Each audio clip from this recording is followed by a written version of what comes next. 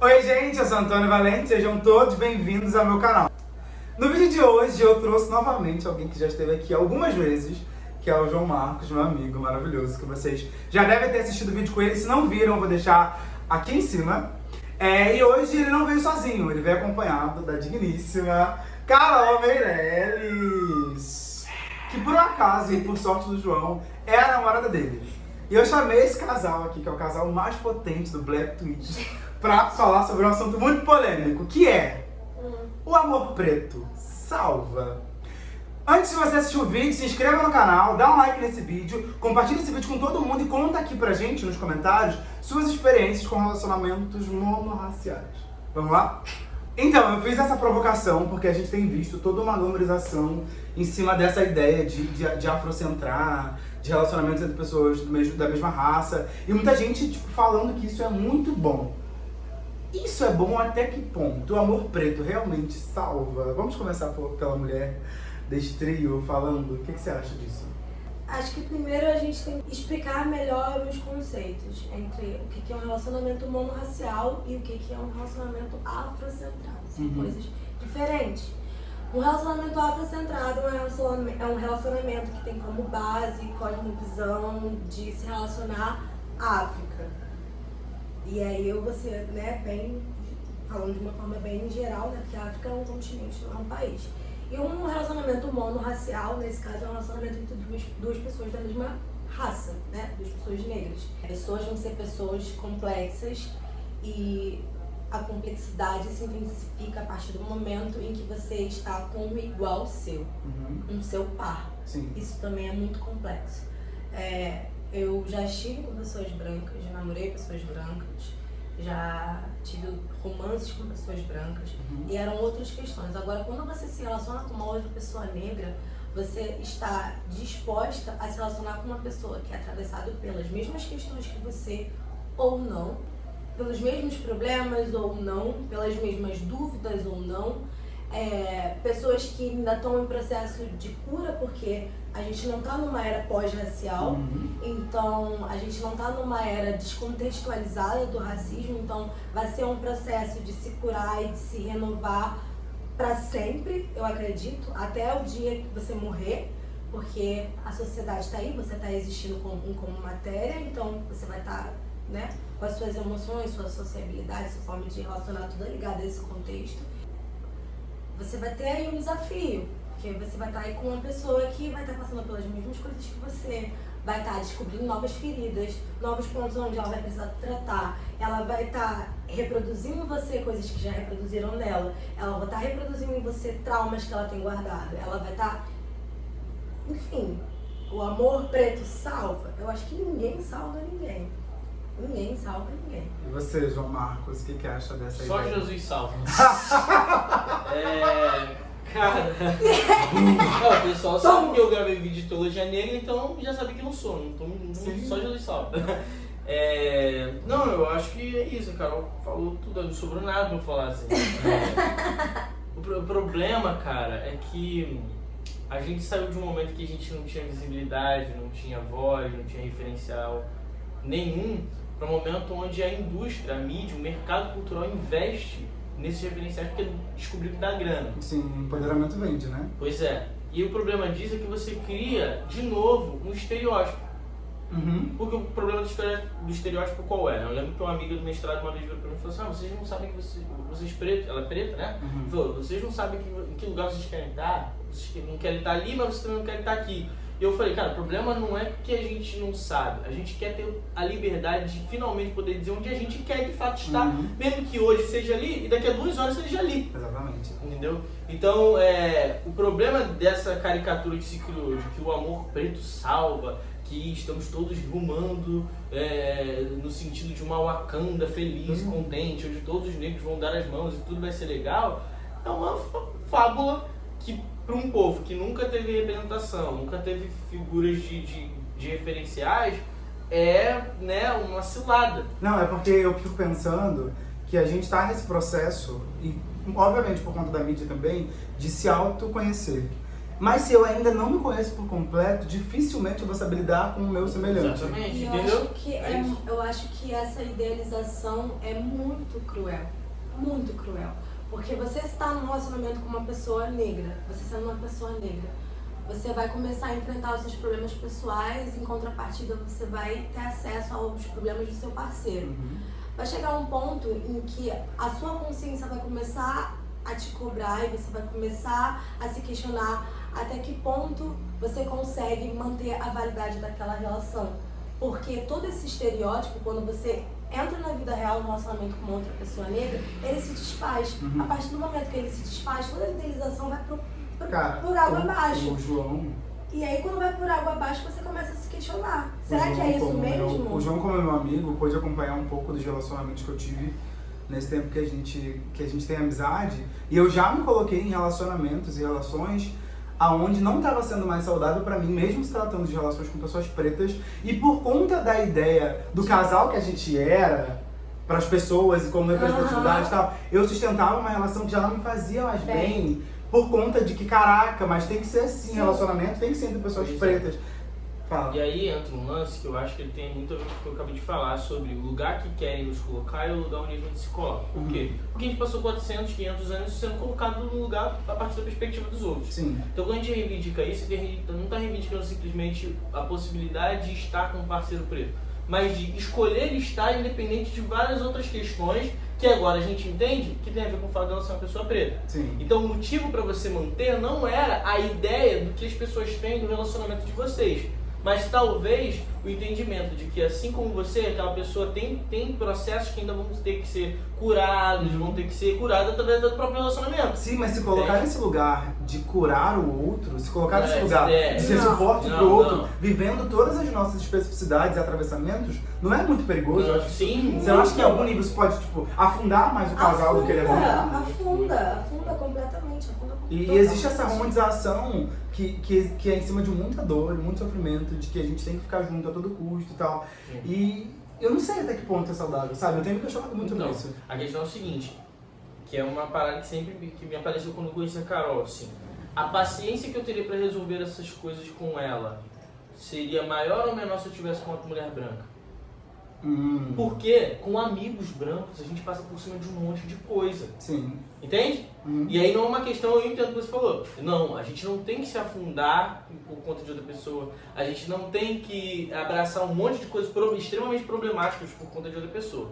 Mas se essa pessoa é igualmente preta e você avalia, isso não tem regra, essa é a questão. Isso vai de indivíduo para indivíduo. Você se autoavalia e pensa, eu já fiz muito por pessoas brancas, eu aguentei muita coisa por pessoas brancas. Eu aguento mais um pouquinho dessa pessoa que me fez tão bem, que eu vejo que pode mudar, que pode melhorar, porque eu sei que ela está experimentando coisas que eu também experimentei, porque eu sei que ela tem defeitos hoje que eu já tive ou que eu ainda tenho. Eu acho que isso faz parte também de um processo de humanização, você entender que um processo de humanização eu tive antes de conhecer o João e durante o meu relacionamento com o João, eu tive observando os meus pais. Eu tive que entender, por exemplo, o meu pai como um homem negro e ouvir as experiências dele como um homem negro na época que ele namorava minha mãe, mesmo sendo uma geração lá atrás, para poder entender, por exemplo, algumas reivindicações que foram aparecendo no meio do caminho no meu relacionamento com o João. Então, eu tive que ouvir a minha mãe como uma mulher negra. Eu tive que me dispor, porque tem isso também. Nós sabemos de todo o local onde a mulher negra é colocada na sociedade. A gente sabe o que a gente carrega, o que a gente não carrega.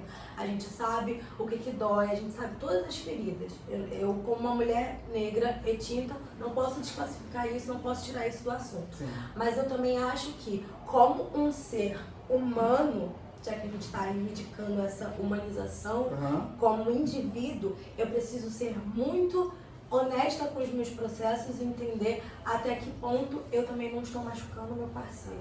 E eu tive que aprender a sentar e a ouvir. Tá, eu sou uma mulher negra, mas o meu parceiro é um homem negro também. Então eu tive que sentar e começar a ouvir. Por exemplo, coisas que acontecem num relacionamento entre duas pessoas negras, que pessoas brancas do lado de fora vão dizer é abusivo. Sim. Por exemplo, quando eu saio sozinho com as minhas amigas, o João fala, avisa quando chegar. Talvez algumas meninas vão achar isso, nossa, seu namorado tá te controlando. Eu sou uma mulher preta, anjo. É a mesma coisa ele, quando ele sai da minha casa, eu falo, avisa quando chegar. João, são 10 horas, já tá na hora de você ir, sabe? E essas coisas. Meu pai, como homem negro, tem esse cuidado com ele. Sim. Porque são outras dinâmicas, são outros corpos nesse relacionamento. Então, mas voltando, eu tive que aprender a me despir um pouco do meu orgulho e sentar e ouvir o meu namorado dizer, eu não gosto disso, isso me fere, isso me machuca, minha autoestima é abalada por isso que você faz, isso aqui é um trauma meu. E eu tive que parar e falar assim, tudo bem, então, ok, vamos sentar e reorganizar as coisas. Essa parte da escuta é muito importante como parte de entender que seu parceiro é um humano, não é um projeto da mídia, não é um projeto da colonização, um projeto estático da colonização. Ele é um ser humano. A gente começa o processo da humanização aí, a partir do momento que a gente entende que o nosso parceiro é um ser humano e começa a tratar ele assim, independente do exterior. E aí do lado de cá, assim, como homem, e aí isso se amplia quando você pensa homem negro, óbvio, né? Eu falo do lugar de um homem hétero que se relaciona afetivamente com a mulher negra, mas quando você pensa de forma ampliada, e com a Carol, eu falo muito isso com ela, com a Carol eu aprendi muito sobre mim como homem negro, mas também sobre como tratar outras mulheres negras, pensando minha irmã e minha mãe, por exemplo, né? Então, e aí eu comecei a perceber, por exemplo, essas coisas, né?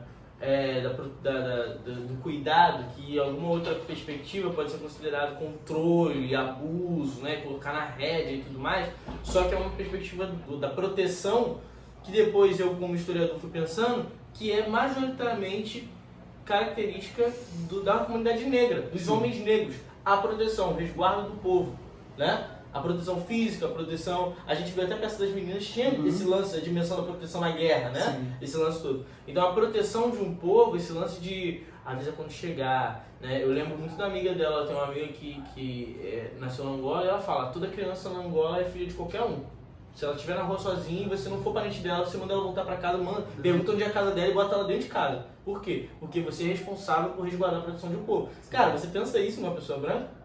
Entra um processo legal, assim, jurídico, uma série de coisas. Por quê? Não, porque ela criança é um indivíduo. Sim. E tudo mais, hein? Essas outras coisas, né? Isso no relacionamento afetivo, entre duas pessoas pretas, entre um homem negro, no caso, e uma mulher negra, né, que é o nosso caso, isso se dá muito de várias formas. E aí, como eu tive que descobrir como falar, comunicar essas coisas, é o primeiro ponto, porque para homens negros comunicar essas coisas já é muito difícil. Sim.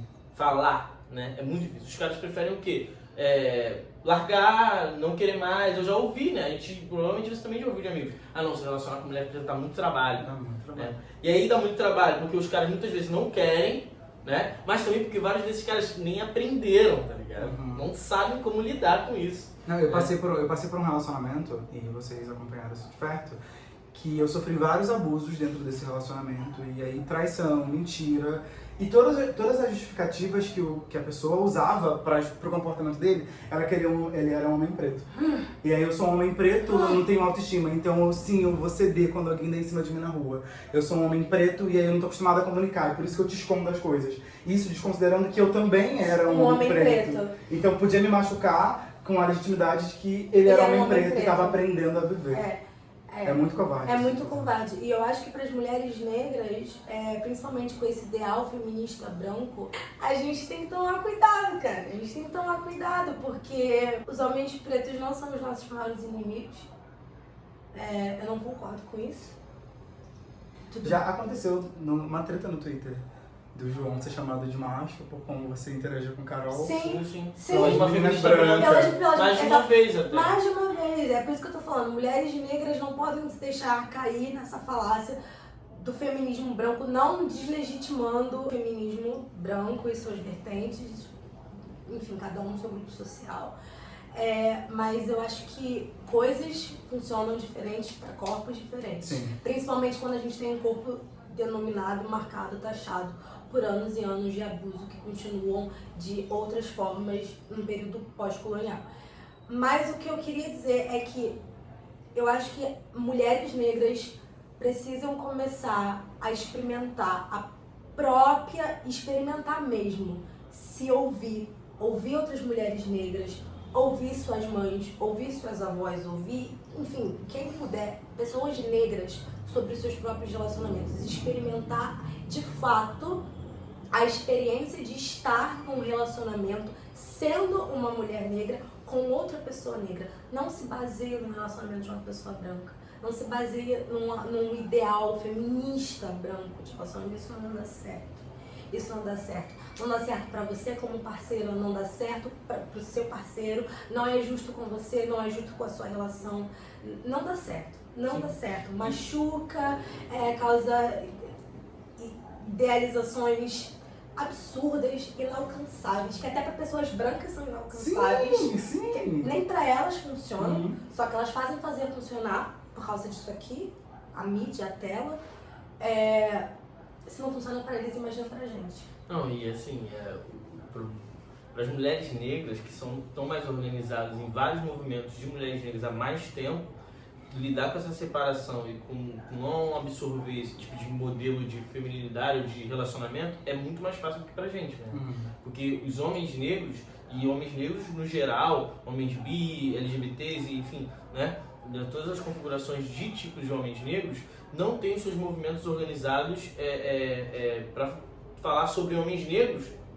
Não tem, começou agora, né? Uma coisa muito nova. Então fica muito mais fácil a gente cair no ideal do que ser o cara ideal que a gente nunca vai alcançar. E aí é um problema porque assim, o cara ideal, e isso a gente falou da perspectiva da nossa bolha, né? Progressista. Porque se a gente pensar no cara ideal, não é nem o cara progressista branco de esquerda. O cara branco de esquerda é o ideal dessa nossa bolha. Mas o homem negro está debaixo do ideal do conservador, do homem violento, branco, cheio de dinheiro, que ele tem que ter emprego, que ele tem que e tudo mais. E aí a gente já tem um problema. O homem negro, o mercado de trabalho para ele funciona de outra forma, né? E aí, debaixo desse outro cara, você tem outro perfil que é o cara desconstruidão, né? O cara que ele é totalmente liberal e aí ele sempre quer ser... Uma vez eu participei de uma roda de masculinidades com o professor Rolf, que ele é o organizador do livro Debates Contemporâneos sobre Masculinidades, ele falou uma coisa muito interessante. Ele falou, o problema é que os homens negros, eles estão querendo fazer como os homens brancos e criar uma masculinidade que só agrada as mulheres. E a masculinidade que a gente está criando não tem que agradar as mulheres, tem que transformar a gente em ser humano. E pode agradar, né? Mas pode não agradar. Mas tem a ver com o nosso bem-estar, saúde mental, com o nosso cuidado com a nossa própria saúde, né? E aí eu lembro que a Carol, uma vez eu dei um exemplo, recentemente, foi essa semana, acho, eu dei um exemplo para ela sobre esses cuidados que eu tenho com ela e eu expliquei uma outra perspectiva. Eu falei, talvez você não vai entender na minha perspectiva, eu vou te dar um exemplo que eu ouvi a mãe da Carol falando.